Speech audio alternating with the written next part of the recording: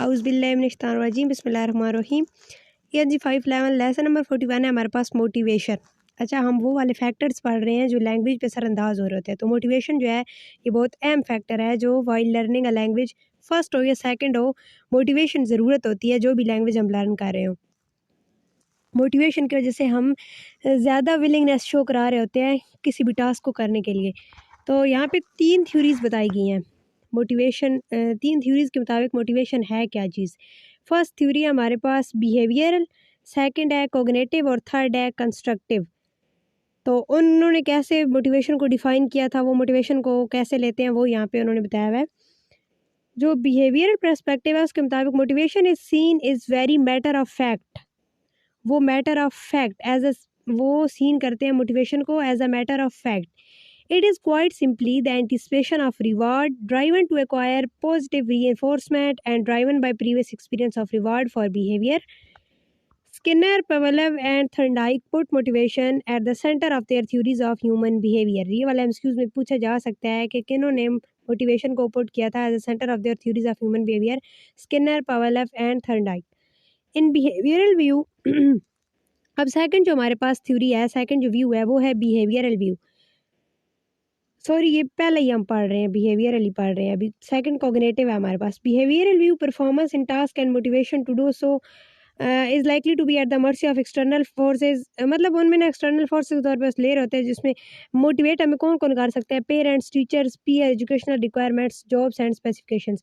अब जो second view है हमारे पास cognitive term, motivation place much more emphasis on the individual decisions. इनके मुताबिक जो मोटिवेशन है वो ज़्यादा एम्फेसिस पुट करी होती है इंडिविजुअल्स के डिसीजंस पे और एक्सपीरियंस पे, और वो गोल्स को मतलब अचीव करने के लिए जो वो एफर्ट एक्सर्ट कर रहा होता है उस पे। नेक्स्ट हमारे पास टॉपिक नंबर 242 है इंस्ट्रूमेंटल एंड इंटीग्रेटिव ओरिएंटेशन। अच्छा, मैं आपको सिंपल टर्म में बताती हूँ कि इंस्ट्रूमेंटल और इंटीग्रेटिव ओरिएंटेशन होती क्या है। इंस्ट्रूमेंटल ना ऐसी लैंग्वेज लर्निंग को कहते हैं जो किसी पर्पस के लिए की जाए। अब वो पर्पस वेरी करता है लर्नर टू लर्नर। मतलब कि कोई एकेडमिक पर्पस के लिए ऐसा हो सकता है कि लैंग्वेज सीख रहा हो, बिजनेस पर्पस के लिए, कैरियर के लिए, या किसी लैंग्वेज को ट्रांसलेट करने के लिए, या और भी उसका कोई स्पेसिफिक पर्पस हो सकता है। और जो ओरिएंटेशन पर्पस होता है ना, उसमें जो लर्नर होता है वो जस्ट अपने आप को ना किसी दूसरे कल्चर वाले लोगों के साथ इंगेज करने के लिए और दूसरे सोशल ग्रुप्स में कम्युनिकेशन के लिए सीख रहा होता है। मतलब उसका कोई स्पेसिफिक कोई प्रोफेशनल कोई पर्पस नहीं होता है। नेक्स्ट टॉपिक नंबर 243 है हमारे पास इंस्ट्रिंसिक वर्सेस एक्सट्रिंसिक मोटिवेशन। अच्छा, ये टर्म सी डिफाइन हो रही है खुद ही देखो।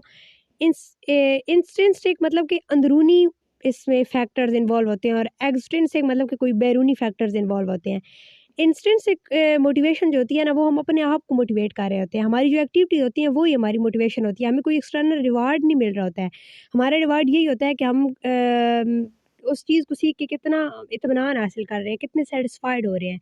और एक्सट्रिंसिक मोटिवेशन में हमें कोई कोई बाहर से कोई बंदा रिवार्ड दे रहा होता है। वो हमारे टीचर्स हो सकते हैं, हम जिधर बिजनेस कर रहे हैं मतलब हमारे बॉस वगैरह हो सकते हैं, कोई भी हो सकता है। यानी कि हमें बाहर से कोई बंदा अवार्ड दे रहा होता है। वो अवार्ड पैसे भी हो सकते हैं, प्राइजेस हो सकते हैं, और एक स्टूडेंट्स के लिए ग्रेड्स अवार्ड होते हैं।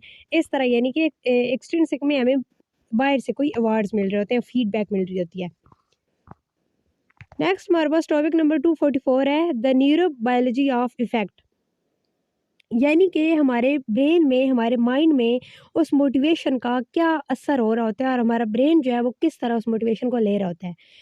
यूजिंग पॉजिट्रॉन एमिशन टोमोग्राफी, ये वाला एमसीक्यूज में आ सकती है abbreviation PET PET, positron emission tomography and magnetic resonance imaging MRI बहुत इंपॉर्टेंट एब्रीवेशन है।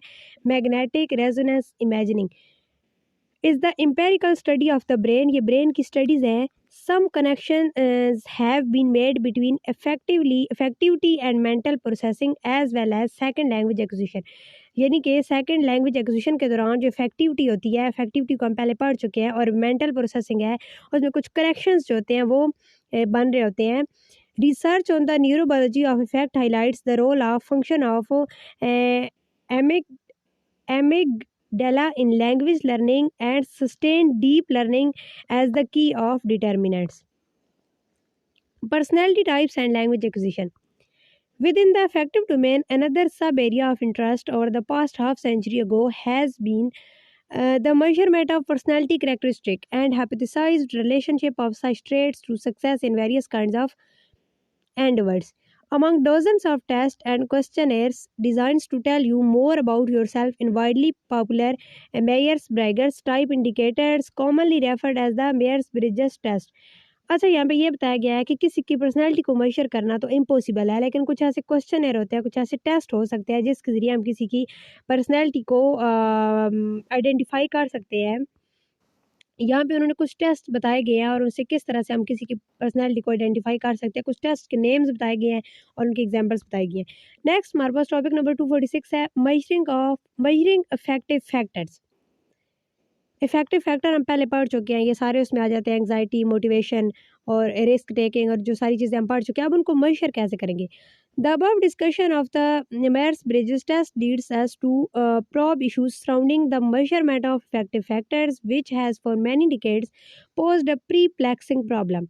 Some effective factors can be reliably measured by means of indirect measures or by formal interviews, यानी कि कुछ फैक्टर्स जो है फॉर्मल इंटरव्यूज़ के ज़रिए major किए जा सकते हैं। But these methods are expensive and require a highly trained expert to administrator them. लेकिन ये जो मेथड्स हैं ये एक्सपेंसिव भी हैं और इसके लिए हमें हाईली ट्रेंड एक्सपर्ट्स की भी ज़रूरत है। And so in a spirit of practicality the language teaching profession has quite consistently relied on a paper and pencil test.